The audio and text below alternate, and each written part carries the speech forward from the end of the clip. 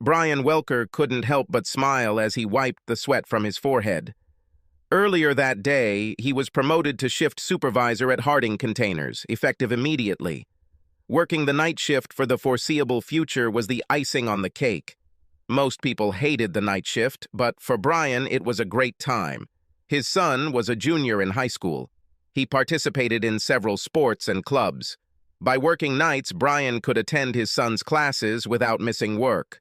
Over the years, he worked the night shift more than once and developed a napping system that allowed him to do it all. It was for this reason that he crawled along the rafters of the roof in his attic on a warm August day. After he was informed of his promotion, he was given paid leave on Thursday and Friday. It was an opportunity to rest and prepare for his new position, which begins Sunday evening. Brian had long planned to build a small apartment over his detached garage. This would become his fortress of solitude, where he could sleep peacefully all day long. He hoped to avoid the usual disturbances and distractions that so often arise when trying to sleep at a time when most people are already up. Brian was laying cable so he could have internet in his apartment. The Wi-Fi signal in the house simply did not reach the apartment. He decided to place an extension cord at the end of his home's attic, closest to the garage, in the hopes that it would give a strong signal inside his apartment. While Brian was working on unwinding the cable along the entire length of the attic, he heard faint sounds coming from inside his home. It was early afternoon, so his wife Brenda must have been at work. Tim, their son, was visiting Brenda's parents for a few days, so the house had to be empty. Brian crawled through the farms to the place where the sounds were coming from. Having come 5 meters closer, Brian was able to determine the source of the sounds. This was his bedroom. The conversation became much clearer as Brian perched himself above the unused air conditioning vent in his bedroom ceiling. Brenda insisted that the old vent blew cold air on her at night, causing her to experience frequent neck pain. He installed the new vent as far away from Brenda's bed as possible, but never got around to sealing the old one. This would require sealing the hole in the ceiling that was created when the vent duct was pulled out. Brian just left it on the ceiling but didn't attach it to any ductwork. He carefully lifted the fiberglass insulation that lay on the attic floor and slowly opened the vent. Everything sank inside him when he saw his wife with a thin man. As painful as the vision was, Brian couldn't look away. He couldn't stop watching the train wreck that was once his marriage. The couple had been having sex for several minutes when Brian's brain finally began to function. He set his phone to record video and carefully placed it on the vent so that the camera's eye had an unobstructed view of his marital bed. "I like the way you are," the guy purred. "Your husband never touches you?" "I asked you not to mention Brian," Brenda protested, somewhat weakly in Brian's opinion. "It's not about him. He is a good lover and a great father." "I'm sure it is. We have sex right here in his bed, but you insist that you like the way he does it. What's wrong with this situation?" "I don't know why I let you talk me into doing this here." "Right here. You don't have the slightest chance of being caught in your apartment." Brenda moaned. The couple stood still for a minute before Brian saw the man roll off his wife. "Do you see how powerful it is when you take risks?" asked Brenda's lover. "Having sex in my apartment is great most of the time, but doing it in your marital bed is another level." Brian recognized the man enjoying his wife as soon as he rolled over onto his back. It was Bill Grant, a driver for the package delivery company where he and Brenda worked. He was recently divorced and had a daughter in Tim's class. "That sounds terrible," Brenda replied, but without any real emotion. "You wanted to have sex in my bed because the thought of outplaying Brian turns you on? You act like it's a competition." "It's a competition, at least for men," Grant replied with a soft chuckle. "You're a sexy woman and the sex is great, but knowing that you're married and I'm having sex with you in your husband's bed makes me a winner. This is an incredible feeling. It wouldn't be so great if Brian caught us here. I don't know why I agreed to this, but it won't happen again. I'm worried that Brian will find us." "It would ruin my marriage," Brenda admitted. "Let's make a deal. Grant suggested. As long as you don't have sex with your husband, I won't insist that we do it in his bed. Once he has you again, we will have to return so that I can reclaim my place as leader. I'm not going to refuse Brian. He's my husband, Brenda reasoned. He is a man and wants sex on a regular basis. I'll try to dissuade Brian from having sex and keep these suicide meetings in my bedroom to a minimum. I don't like to think about what would happen if Brian ever caught us. Brian parked his truck in a detached garage. It was hidden from prying eyes, so Brenda had no idea he was home, and she certainly had no idea he was eavesdropping on her conversation. His face was covered with sweat. It continuously flowed from his body onto the insulation that covered the attic floor. He forced himself to remain still as he listened to the loving couple dress and leave. As Brian headed towards the stairs, he considered what he had just learned. His wife is cheating on him. She even planned to abstain from sex with him, if possible, in order to appease and please her lover. Thinking this over, Brian forced a grim smile. Brenda will have no problem refusing sex with him because she will never have it again. While taking a shower, he examined his situation and quickly came to several solutions. He didn't let Brenda know that he knew about her infidelity. Tim had 2 years of high school left, so Brian decided his main focus would be his son. He won't worry about Brenda anymore. He just didn't care what she wanted or how she felt anymore. Why should he care about her when she obviously treated him with complete contempt? He didn't want to leave the house he'd spent 15 years renovating so that some sneaky idiot could live there in comfort while having fun with his wife.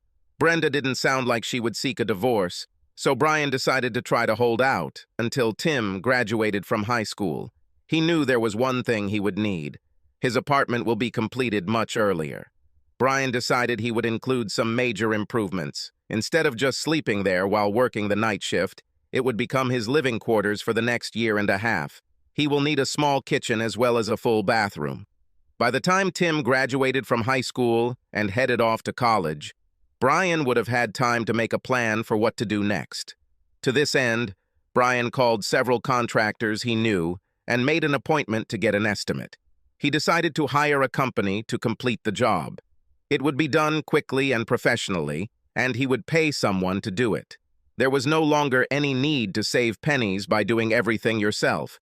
His promotion would easily allow him to cover the costs.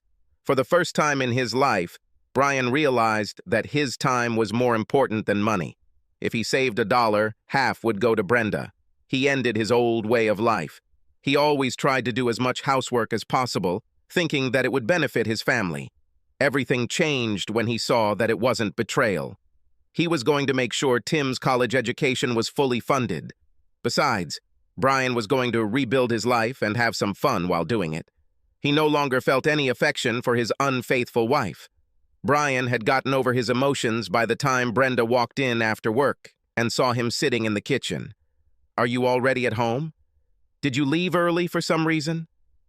Brian looked closely at Brenda and decided that she seemed different to him. She had a few wrinkles on her face and had gained a few extra pounds. Why didn't he notice this before? Has his love for his wife blinded him, causing him not to notice her shortcomings? He was sad to think about his sudden change of heart towards Brenda, but it was her decision to have an affair. He simply reacted. "Yes, we have a little problem at work. I've been asked to work some nights starting tonight. They let me go home, pack my lunch, and rest. I'll come back later." "They shouldn't ask you to work nights after a day shift, even if you had some free time during the day," Brenda reasoned. "You'll be exhausted. At least lie down and sleep for a few hours." "Good idea," Brian replied. "I'll just crawl under the sheets and—" "Wait," Brenda insisted too loudly, remembering the state of the bed. "I just remembered that I need to wash my bed linen." "Okay," Brian answered calmly, chuckling darkly to himself at Brenda's discomfort. "I'll just use the bed in the guest room. There's no need to worry so much." A few hours later, Brian left the house as if he was going to work. He went to a local sports bar, watched a baseball game, and drank a few beers. Previously, he installed an air mattress in his future apartment. Once he was sure Brenda was asleep, He parked in the garage and walked up the stairs to the waiting air mattress. He slept surprisingly well. One of the contractors Brian spoke with the next day was between projects and offered a very good price if Brian agreed to start immediately. In 2 weeks, the contractor's crew will move to a new construction site a few kilometers away. Brian agreed and signed a contract to begin work on Monday morning. His night shift worked from Sunday evening to Thursday evening. The plant was scheduled to close Friday night and restart Sunday night. Brenda knew Brian wouldn't have to work Friday night, so she was surprised when he got ready for bed the next night and headed to the guest room. "Why are you going to sleep in the guest room?" "We won't see each other much while you're on the night shift, so why don't you sleep in our bed?" asked a puzzled Brenda. "Since I worked last night and slept a few hours this morning while you were at work, I'm not very tired." "I'm going to watch a baseball game and maybe a movie after that," Brian responded with his planned excuse. "I'm trying to get used to being awake at night and sleeping in the morning." "I don't want to ruin your sleep, unless you think we should have sex," Brian suggested, wiggling his eyebrows suggestively. Brenda's reaction was exactly what Brian expected. If he hadn't heard her conversation with her lover, he would have missed her brief deer-in-the-headlights look before she smiled faintly. "I am very tired today. Maybe we could just cuddle a little and go to bed," Brenda answered. "Besides, Tim is home tonight. He can hear us." "Hugs won't help me," Brian answered.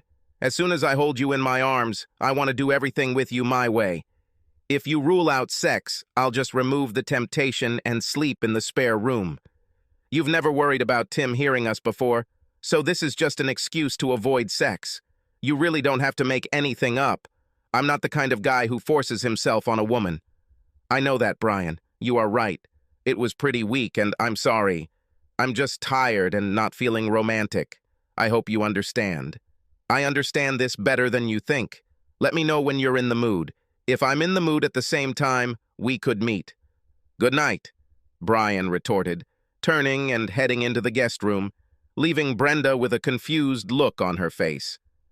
On Saturday, Brian played catch with Tim for an hour, and then did some yard work. When it was time for bed, he walked down the hall to the guest bedroom. Brenda looked at his back and wondered why he was acting so strangely. Brian went to work early on Sunday evening to prepare for his role as shift supervisor. By the time the production people started showing up, he felt very good about his work situation. He didn't bother to tell Brenda that he had been promoted to foreman. She had secrets that she kept from him, so he no longer had any qualms about keeping things from her. His shift went smoothly. He was well received by those who worked under him. He decided that he had a great group of people on his shift. The new position implied greater responsibility, but Brian had seen all the problems before and knew how to deal with them. He settled into his job with minimal adjustments or difficulties. Brenda had already left for work, and the construction crew was doing the installation when Brian returned home Monday morning. He spoke briefly with the foreman to make sure they were on the same page, and then went inside. He fell asleep immediately, but was awakened several times by loud noises from the crew working in his apartment, and once by a telephone ringing. Cursing himself for forgetting to turn off the ringer on their landline in the guest room, Brian responded with a sleepy, "Hello." "I'm sorry, Brian. Did I wake you up?" asked his mother-in-law, Beverly. "Is that why you called?" Brian barked with some irritation. "You wanted to know if I was sleeping?" "No need to show off," Beverly answered. "I just wanted you to know that Bill and I heard that you're on the night shift and we won't bother you. If you need us to do anything for Tim while you sleep, just let us know." Brian hung up without answering. As he unplugged his phone, he thought about how stupid people could be. It took a few minutes, but he fell asleep again. The construction crew completed their work in less than a week. Brian was amazed at how the contractor completed the entire renovation in 4 days. It would take him 4 months. Waking up on Friday afternoon, he went to a furniture store and ordered a double bed, a small kitchen table, 4 chairs, and a small sofa. He then drove to a large appliance dealer and selected a large flat-screen TV, refrigerator, oven, and microwave. By Monday afternoon, Brian believes his bachelor pad will be ready for him to work full-time. He chuckled, Remembering how bewildered Brenda had been when she came home from work on Monday to find a team of men scurrying around the detached garage, she approached Brian while he was talking to the foreman and insisted on a private conversation so that he could tell her what was going on. "I instructed them to complete the apartment above the garage," said Brian. "I want to be able to sleep all day long without people barging in or calling me. I made it double insulated to keep noise to a minimum. There won't even be a landline phone. Since I'll be working nights for a while, I thought it would be a huge advantage to have a place where I could sleep without disturbing you and Tim. You won't even notice that I'm nearby." "I won't notice that you're nearby," Brenda repeated. "You are my husband and Tim's father. We need to know that you are somewhere nearby. I'll go to Tim's baseball practices and games. Then I'll bring him home so we can spend a lot of time together. Do not worry about it. We can all have dinner together. I told you a few days ago to let me know when you're in the mood for some special love, but you haven't accepted my offer yet." "Are you asking me this tonight?" "You're acting like an idiot. Husbands are expected to do more than just have sex with their wives whenever they feel like it. We expect conversation, seduction, and the exchange of ideas. Marriage is not just sex. You know that. Don't even think about giving me a lecture about what constitutes a good marriage," Brian warned. "I will at any time oppose the efforts I make for this marriage to your efforts. This will work fine. All you have to do is let me know when you want me to serve you in your bed." "I'm not some goddamn cow that needs to be serviced," Brenda growled. "You will not do any service until you offer a sincere apology. I want to spend a nice evening in a nice restaurant with your apologies, asshole." Brian broke out into a huge smile and simply walked away, leaving Brenda completely confused. It was easy for her to stop Bill Grant from demanding sex with her in their marital bed, but Brenda was worried about Brian's attitude. He just didn't look like himself. He ignored Brenda, and it bothered her. He has always been a very attentive husband. She decided that she would give Brian an unforgettable evening as soon as he apologized for his rude behavior. She knew that he wouldn't be able to go without sex for a long time. A man cannot stop having sex 2 to 3 times a week and be happy. Brenda was sure he would want what she had. He had been like this since they first met. He was too young to lose interest in sex. By the following Wednesday, Brian was fully moved into his new apartment. This coming weekend, there will be 3 days off due to Labor Day. Tim's junior year was supposed to start next Tuesday. "How would you two feel about going to the Diamondbacks game this weekend?" Brian asked over dinner on Thursday. "They're playing the Dodgers and fighting for the pennant. This should be a great game." "Seriously? That would be amazing." "Thanks, Dad," Tim blurted out. "You know I don't really like baseball," Brenda grumbled. "I will refuse this offer. I'll find something to do around the house." "I bet it will," Brian answered under his breath, but loud enough for Brenda to hear. "Everything is settled. Tim and I will go to the game on Saturday." "Wow." "I can't wait to tell Scooter about this," Tim blurted out. "He will be so jealous. He's a big Dodger fan. He previously lived in Los Angeles." "Why don't you invite him with you?" Brian suggested. "Baseball is more fun to watch with friends, especially if they are fans." "I'll call him right now." "Thank you, Dad," Tim answered excitedly and rushed to get his phone. "You definitely made Tim happy," Brenda said.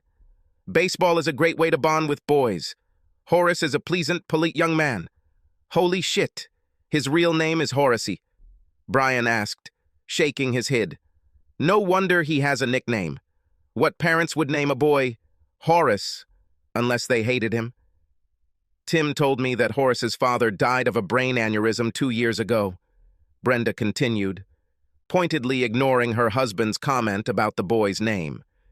"She and her mother moved here this summer to be closer to her parents. They are old and in poor health. I'll just call him Scooter and pretend I've never heard his real name," Brian said just as Tim burst back into the room. "Scooter's mom said he can go," declared an almost frivolous Tim. "It will be great." On Saturday afternoon, Tim parked his truck in the driveway of a nice ranch in a nice neighborhood. Before he could stop, Scooter was already running out the door. He hopped in next to Tim as soon as the pickup was safely parked. "Mr. Welker, Mom says she wants to meet you before we leave. I think she wants to make sure you're not a serial killer," Scooter suggested. "I'm sorry about that." "No problem," Brian answered, getting out of the truck, walking up to the house and ringing the doorbell. The door was opened by a slender, rather plain-looking woman about Brian's age. With what he thought was a quick glance, Brian determined that her legs were her best feature. They were muscular and perfectly shaped. Her jogging shorts gave him a chance to admire them. Her stomach was flat, while her breasts barely moved her top away from her torso. "My legs look pretty good compared to the rest of my body, don't you think?" Scooter's mom asked, much to Brian's confusion. Yes," Brian agreed, as soon as he saw the smile on the woman's face. "You have a magnificent pair of legs. Do you think I should let my son go to a baseball game with a man who stares at every woman he sees?" the boy's mother challenged. "I'm trying to raise a gentleman." Brian saw the laughter in the woman's eyes and instinctively knew that she was playing with him. He decided to play along with her. "What you're really asking is whether you should let your son go anywhere with a man, since looking at women is the best part of being a man," Brian replied with a grin. "He needs to learn to appreciate the fairer sex. I'll show him what to pay attention to and how to do it. I, of course, hope that you will be less noticeable during these life lessons that you will give to Horace," the still smiling woman objected. "The first thing I'll teach him is to beat anyone who calls him Horace, except his mum, of coursey." Brian joked. "Understand. My son will learn to be cruel to people who call him by his name, and also to appreciate women's legs. Does this explain everything well enough?" "Not even close," Brian answered. "I'll show him the subtle art of secretly assessing butts and breasts. It is important that he receives a comprehensive education and does not become completely fixated on any one piece of female jewelry." "This is a big relief," Scooter's mom replied, thereby gaining even more respect from Brian. "Have a good time and be sure that Scooter will call if you're going to be late. By the way, my name is Gertrude." "Seriously? Gertrude? What do your friends call you?" Brian asked. "Oh, for my male friends, I answer Minx, Raven, Candy, or Bubbles. My friends call me Gertrude," the woman answered with a calm face. "I think it sounds tempting. I'm Brian. We're going to be friends, so I'll call you Minx. I kinda like this name." "Why am I not surprised?" Gertrude replied before bursting into hearty laughter. "Horace can come with you any time. I like your sense of humor. Tim is a very polite young man, so I was pretty sure his parents would be okay. Thank you for inviting him to the game. We are a baseball family. I used to go to as many Dodgers home games as I could. My father even played in the minor leagues before I was born. He was pretty good, just not good enough professionally," added Gertrude. "Scooter is a great guy, so it's not a problem. I'll keep an eye on him and make sure he gets home safe and sound, Minx. Have a good day." "Will this still apply?" "I was just kidding," Gertrude protested. "You will always be a Minx to me," came the quick reply as Brian turned and headed back to the truck. Brian had a great day playing. Scooter managed to catch a random ball. Both boys ate too many hot dogs and drank too much soda. They fell asleep in the back of the truck before Brian could even pull out of the parking lot. Arriving at Scooter's house, Brian carefully woke the boy and walked the sleepy teenager to the front door, where he was greeted by a beaming Gertrude. "He probably ate too many hot dogs and soda," Brian admitted. "Of course he did. He was at the ball game," answered Gertrude. "Thank you very much for picking him up and returning him safe and sound." "I was very pleased. Scooter is a great guy, Minx," Brian retorted. "See you at the boys' games." Brian settled into a routine that worked well for him. He would return home, have a light breakfast, and then sleep from 9 to 3. Thanks to the extra soundproofing and thick curtains on the windows, he usually slept soundly. Brenda sometimes complained that he always slept in his man cave, even on weekends. She dropped the subject as soon as Brian asked if she needed his services. Brian decided that she was really worried that Grant would insist on sex in her bedroom and she would get caught. This suited Brian just fine.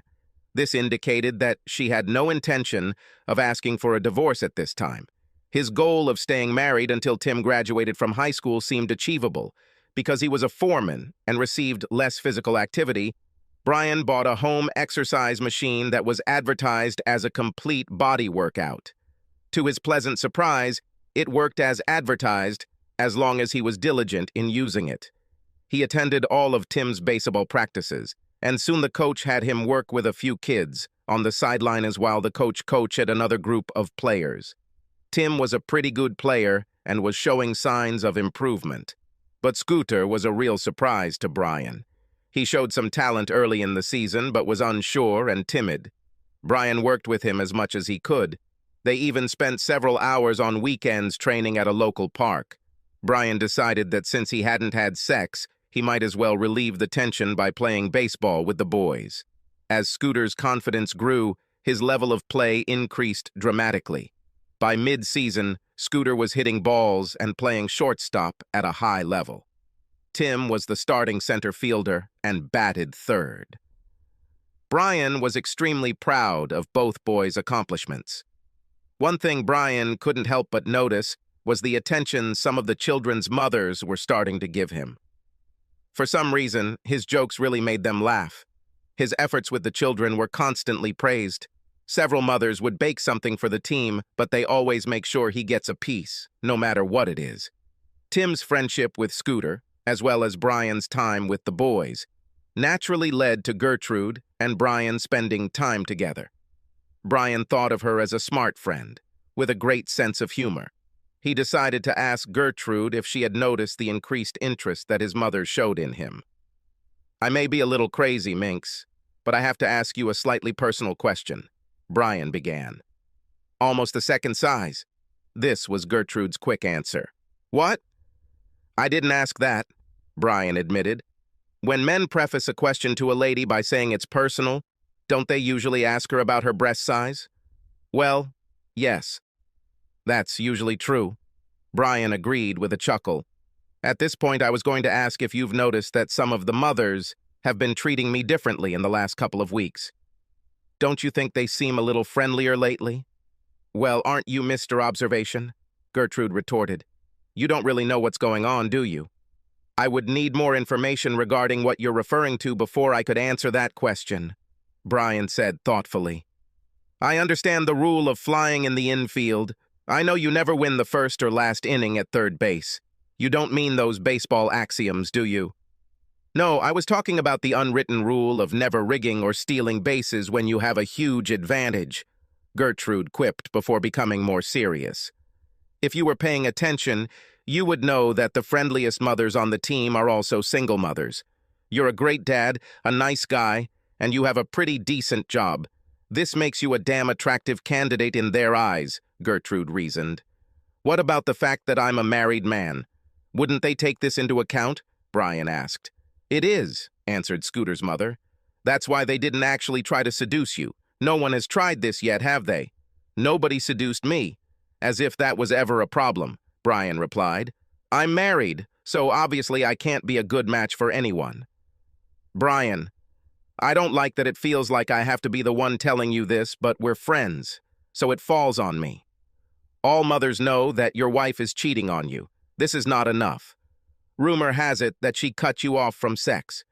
You're not sleeping together, and it's obvious that you'll be a free agent in the not-too-distant future. These women want to sign you up for their team as soon as you're discharged." Brian was stunned by Gertrude's revelation. How could so many people know about his personal situation? Who could know about his sex life or lack thereof? And then it dawned on him. Brenda must have told that bastard that we weren't sleeping together, and he bragged about it to someone. "Do you mean your wife or her lover?" Gertrude asked, trying to defuse the situation. "I have to say that you don't seem very surprised by the rumors. Have you already suspected Brenda of cheating?" "No, I never suspected," Brian answered. "You had no idea at all?" Gertrude asked incredulously. "I knew she was cheating." "I just never suspected it," Brian replied. "Here you amazed me. How could you know this and not suspect?" "It's quite simple. I didn't suspect a damn thing until I found Grant and Brenda in our bed. In a matter of seconds, I went from knowing she was cheating on me to being sure. I completely stopped being suspicious. "This revelation raises more questions than it answers," said his confused girlfriend. "You saw them do the horizontal mambo, but you stay married and don't go to jail. You're not a pervert, are you? Or a guy who likes to watch? Please don't be one of these scum." "But I'm not going to." "Don't worry about it," Brian assured. I decided to adjust my priorities.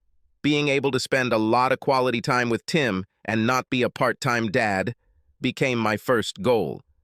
Living with Brenda rather than divorcing her seemed like the best way to achieve this.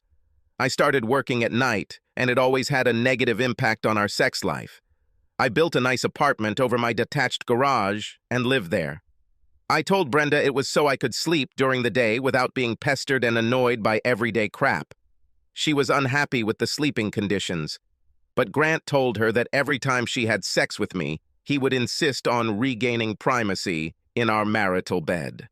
This seemed to bother her, but not enough to stop her from having fun with him. She thinks her affair is a secret and wants to keep it a secret. I haven't told her, but I won't have sex with her for any reason. I went to the clinic and got tested for sexually transmitted diseases. I am clean. I want it to stay that way. Are you serious? Did you hear that? What a bitch. How can she treat a guy like you so badly? What an idiot this guy is. Gertrude was indignant. All the single mothers think you'd be a great match. I think you may have an inflated opinion of my desirability.